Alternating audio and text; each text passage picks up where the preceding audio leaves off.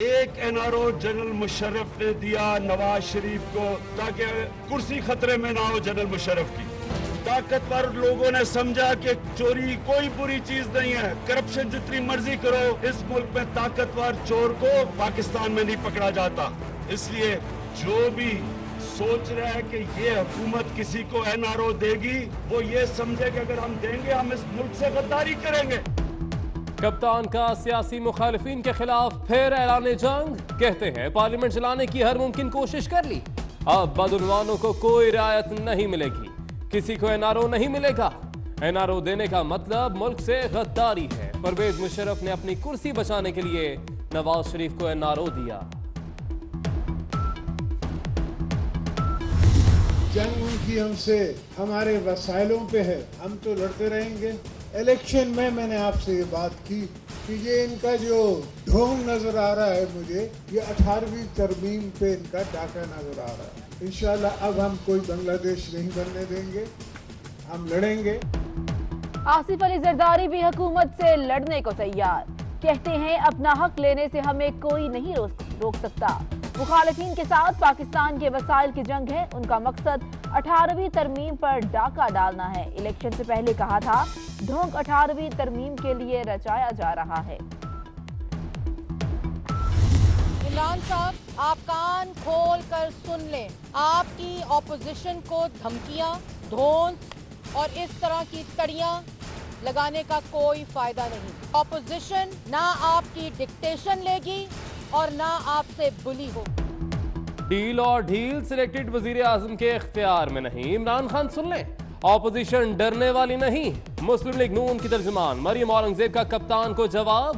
वजीर आजम की तकरीर डी चौक की जबान करार। कौन सी पार्लियामेंट है जो हाथ खड़े करके वोट करती है कि एक मुजरिम पार्टी का हेड बन सकता है?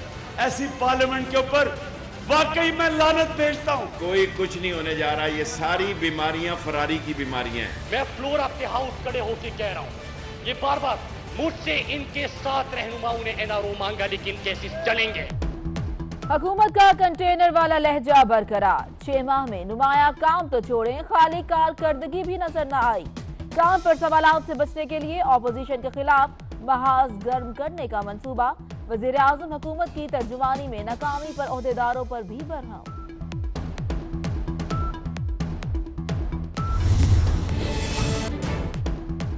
केपी हुकूमत और ब्यूरोक्रेसी में फाटा इस्लाहात पर इख्तिलाफ। आईजी और चीफ सेक्रेटरी खैबर पख्तूनख्वा ओहदों से फारिग। आईजी आजाद कश्मीर मोहम्मद नईम खान आईजी खैबर पख्तूनख्वा तैनात। मोहम्मद सलीम को चीफ सेक्रेटरी खैबर पख्तूनख्वा मुकर्रर कर दिया गया।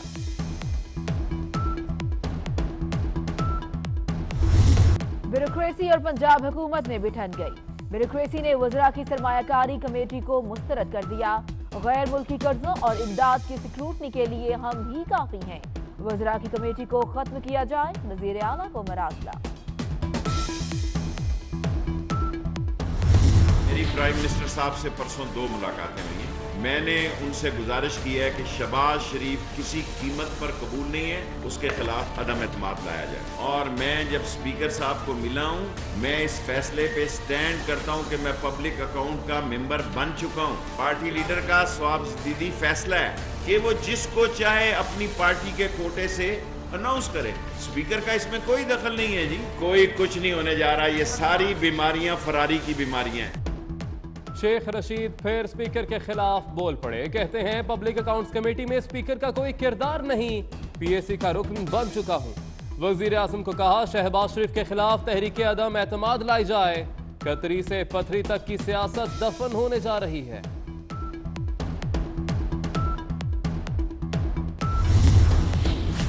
स्पीकर असद कैसर का शेख रशीद की तनकीद पर जवाब। कहते हैं रूल्स के मुताबिक काम करूंगा, किसी से डिक्टेशन नहीं लूंगा। मामलात पर वजीर आजम इमरान खान से बात करूंगा। पेशावर में बीआरटी की फिजिबिलिटी रिपोर्ट पहली बार मंजर-ए-आम पर आ गई। मंसूबे में 10 बड़ी तब्दीलियां की गई। बसों की तादाद 383 से कम करके 220 की गई। पहली रिपोर्ट में 4 पुल बनना थे जो 2 कर दिए गए। बीआरटी रूट पर साइकिल ट्रैक और फुटपाथ भी तामीर नहीं किया गया। वज़ीर-ए-आज़म इमरान खान आज एक रोजा दौरे पर दुबई जाएंगे। वर्ल्ड गवर्नमेंट समिट में शिरकत करेंगे। अहम मुलाकातें भी होंगी। विफाकी वज़ीर खजाना असद उमर और मशीर तिजारत अब्दुल रज़्ज़ाक दाऊद भी हमरा होंगे।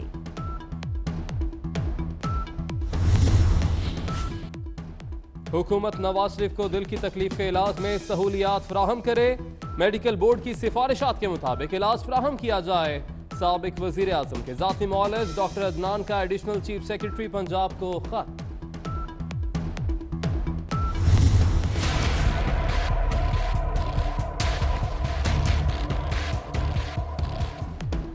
वज़ीर आला सिंध का इरशाद रांझानी के कत्ल का नोटिस। यूसी चेयरमैन रहीम शाह ने इरशाद रांझानी को सरेआम बाजार में कत्ल किया।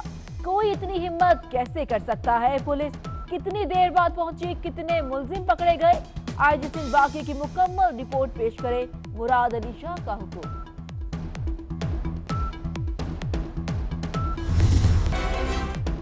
असगर खान केस की तहकीकात। FIA ने शवाहिद की तलाश के लिए सुप्रीम कोर्ट से मदद मांग ली।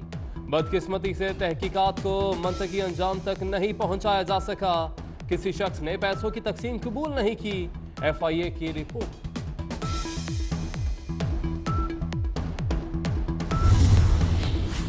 स्पीकर पंजाब असम्बली का दौरा सऊदी अरब। चौधरी परवेज इलाही के एजाज में रोज़ा रसूल सल्लल्लाहु अलैहि वसल्लम के मतवल्ली खानदान की तरफ से जोहराना। सऊदी हुकूमत की तरफ से चौधरी परवेज इलाही के लिए खुसूसी प्रोटोकॉल।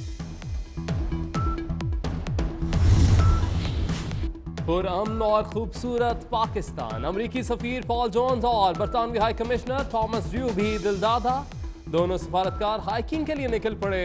मौसम और मागला के पहाड़ों की तारीफ।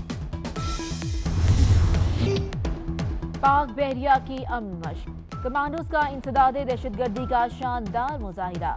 मशकों के दूसरे रोज बैंड्स ने शानदार परफॉर्मेंस दी। पैराट्रूपर ने हजारों फीट की बुलंदी से छलांगे लगाई। अमरीका अफगानिस्तान में इलेक्शन से पहले अमन मुआहदे का ख्वाहिशमंद। नुमाइंदा खुसूसी खलीलजाद का कहना है कि जुलाई से पहले तालिबान से मुआहदे की कोशिश है। चाहते हैं पाकिस्तान मजीद किरदार अदा करे।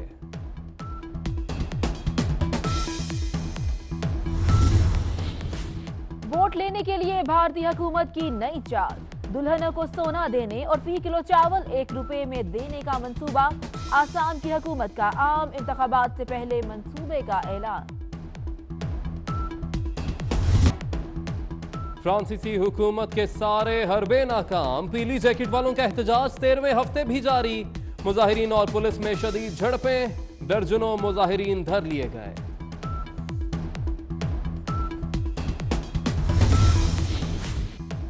लंदन में तूफानी हवाओं ने हिथ्रो एयरपोर्ट पर जहाजों की लैंडिंग मुश्किल बना दी। ब्रिटिश एयरवेज की परवाज की लैंड की कोशिश, लेकिन तैयारा हिचकोले खाता हुआ रनवे को छूते ही दोबारा हवा में बुलंद हो गया।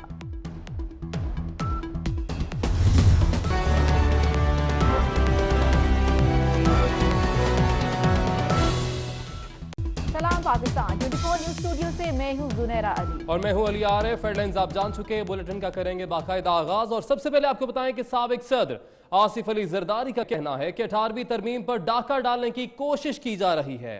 हम अपने हकूक के लिए लड़ेंगे। अब हम कोई बांग्लादेश नहीं बनने देंगे। आपको बताते चलें, साबिक सदर आसिफ अली जरदारी का कहना है 18वीं तरमीम पर डाका डालने की कोशिश की जा रही है। हम अपने हकूक के लिए लड़ेंगे। अब हम कोई बांग्लादेश नहीं बनने देंगे। वो टंडो आदम में जलसे से खिताब कर रहे थे। आसिफ अली जरदारी ने मुराद अली शाह की तारीफें की, कंजूस भी कह दिया। उनकी हमसे हमारे वसाइलों पे है। हमने बड़ी खुदाबख्श की धरती की कसम खाई हुई है कि हम अपने हकों के लिए, आपके हकों के लिए हम तो लड़ते रहेंगे। इलेक्शन में मैंने आपसे ये बात की कि ये इनका जो ढोंग नजर आ रहा है मुझे, ये 18वीं तरमीम पे इनका डाका नजर आ रहा है। अब्दुल कलाम आज़ाद के लिए हमारे पास 10 दफ़ा इज्जत हो, मगर वो पहले ही प्लान बना रहे थे कि 30 साल में वो पाकिस्तान तोड़े और हम उनके हाथों में खेल गए, तो इसलिए बांग्लादेश बन गया। इंशाल्लाह अब हम कोई बांग्लादेश नहीं बनने देंगे। हम लड़ेंगे। मैं अगर यहाँ अपने सीएम की तारीफ न करूं, मैं समझता हूं कि ये नाशुक्री होगी। यंग मैन होके अच्छा काम किया है, थोड़ा दिल का कंजूस है, बाकी सब तो वो मैं इसको कहता रहता हूँ। ओरिजिनल ट्रेनिंग इसकी बैंकिंग में है, और बैंकर से जब पैसे मांगने जाओ तो कहता है। अब आपको बताएं कि खैबर पख्तूनख्वा में ब्यूरोक्रेसी के झगड़े पर आईजी और चीफ सेक्रेटरी खैबर पख्तूनख्वा को ओहदों से फारिग कर दिया गया। इंतजामिया खासादार फोर्स को म्यूनसिपल फोर्स में तब्दील करना चाहती थी, जबकि पुलिस उसे अपने मातहत रखने पर बज़िद थी।